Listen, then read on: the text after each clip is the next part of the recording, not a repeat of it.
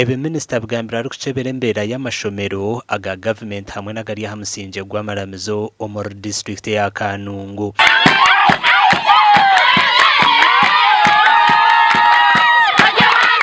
Kunogira ngo nkefandagaza tina atahwamana hakwega neither I wouldn't be an MP, I wouldn't be a minister here. I wouldn't be a medical doctor. Abebembezi b'amashomero agacebirwe borekere ministers be barukurabamo omukushomeso mwana wihanga.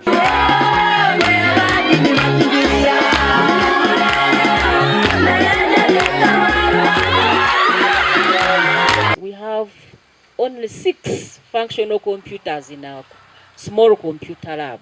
Eri shomero ya mbere munonga okubasa okwiha butamanya kandi no kugira ngo abana bakurira mu ishomero tibaza omumaka bachari bato.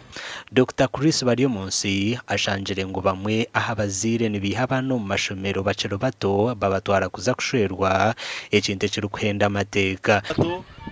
Baze kushwerwa bachale bato obwire bwo kwaleta hano ya bakashoma nabo nyensi bakaba ba minister kanya. Buri shomero ricebirwe behangurire bitabo byo kushomeramo ebirukorwa New Vision Publishing Company gamwe amashomero agatayayirwe gahirwe za computer hamwe na n'emipira amakuru agagasha kwa Hweza Wilfred.